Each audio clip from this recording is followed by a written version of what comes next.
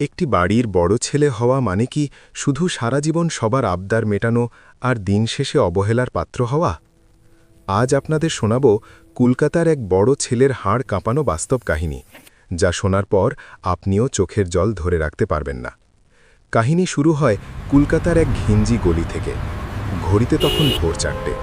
যখন পুরো শহর ঘুমে আচ্ছন্ন, তখন ১৩ বছরের কিশোর আকাশ তার পড়ার বইগুলো ড্রয়ারে তুলে রেখে একটা ময়লা শার্ট পরছে।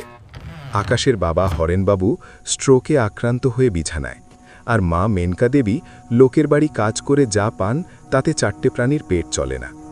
আকাশ তার মায়ের সামনে গিয়ে শান্ত গলায় বলল, মা, আমি গ্যারেজে কাজে যাচ্ছি, আজ থেকে সংসারের হাল আমিই ধরব। মা মেনকা চোখে জল নিয়ে বললেন, তোর তো পড়ার বয়স রে আকাশ। কিন্তু আকাশ উত্তর দিল, মা, আমার পড়া দিয়ে কি হবে? ছোট ভাই শুভ আর বোন বৃষ্টি যেন ঠিকমতো স্কুলে যেতে পারে, সেই দায়িত্ব আজ থেকে আমার। এরপর কেটে যায় দীর্ঘ 20টি বছর। আকাশ তার হাড় ভাঙা খাটুনি দিয়ে নিজের যৌবন বিসর্জন দিয়েছে। সে নিজে কোনোদিন এক জোড়া নতুন জুতো কেনেনি, কিন্তু ছোট ভাই শুভকে ইঞ্জিনিয়ার বানিয়েছে, আর বোন বৃষ্টির বিয়েতে নিজের রক্ত জল করা সব টাকা বিলিয়ে দিয়েছে। আকাশের হাতগুলো এখন সারাদিন মবিল আর গ্রিজে মাখা থাকে, নখগুলো ফেটে চৌচির হয়ে গেছে। শুভ এখন বড় অফিসার, সে দামি গাড়ি চড়ে, আর আকাশ মেকানিকের কাজ করে। মা মেনকার পছন্দমতো পায়েল নামের এক শান্ত মেয়ের সাথে আকাশের বিয়ে হলো। আকাশ ভেবেছিল এবার হয়তো একটু সুখের মুখ দেখবে, কিন্তু ভাগ্যের নিষ্ঠুর পরিহাস, বিয়ের কয়েক মাস পরই গ্যারেজে এক ভয়ানক দুর্ঘটনায় আকাশ মেরুদণ্ডে প্রচণ্ড চোট পেয়ে বিছানায় পড়ে গেল। ডাক্তার বলে দিলেন আকাশ আর কোনোদিন ভারী কাজ করতে পারবে না। ঠিক সেই সময় থেকেই শুরু হলো পরিবারের আসল রূপ। ভাই শুভ এখন দাদাকে দেখে মুখ ফিরিয়ে নেয়। একদিন শুভ তার মাকে আড়ালে ডেকে বলল, মা, দাদাকে কতদিন আর বসিয়ে বসিয়ে খাওয়াবো? আমার স্ট্যাটাস বলে তো একটা কথা আছে। বধূদের সামনে বলতে লজ্জা লাগে যে আমার দাদা একটা সামান্য মেকানিক ছিল। মা মেনকাও সুর মিলিয়ে বললেন, একদম ঠিক বলেছিস শুভ, পায়েলকেও বলেছি, তোর স্বামী তো এখন জ্যান্ত লাশ, ঘর থেকে বের করে কে? অসুস্থ আকাশ যখন স্টোর রুমে একা পড়ে কাতরাচ্ছিল, তখন মা মেনকা ভেতরে ঢুকে বললেন, আকাশ, শোনো, কাল শুভর হবু শ্বশুরবাড়ির লোকজন আসবে, তোরা আজ রাতের মধ্যেই এই বাড়ি ছেড়ে অন্য কোথাও চলে যা।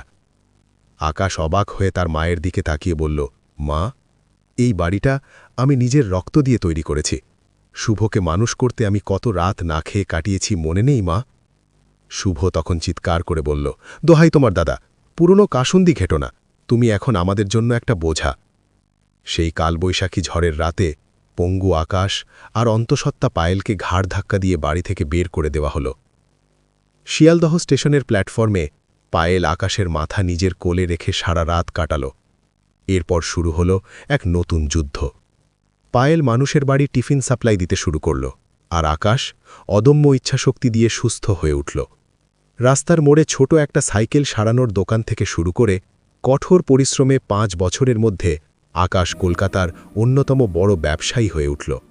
সে এখন কোটিপতি, তার নিজের রাজপ্রাসাদের মতো বাড়ি হয়েছে। কিন্তু একদিন আকাশের অফিসে দুজন জীর্ণ মানুষ ভিক্ষা চাইতে এলো।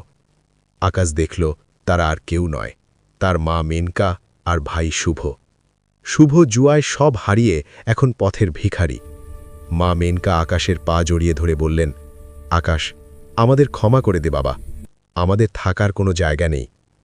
আকাশ শান্ত গলায় বলল, মা, তোমরাই বাড়িতে থাকবে ঠিকই, অন্ন বস্ত্রের অভাব হবে না তোমাদের, কিন্তু মনে রেখো মা, তোমাদের সেই বড় ছেলেটা ওই বৃষ্টির রাতে মরে গেছে, যাকে তোমরা গলা ধাক্কা দিয়ে বের করে দিয়েছিলে।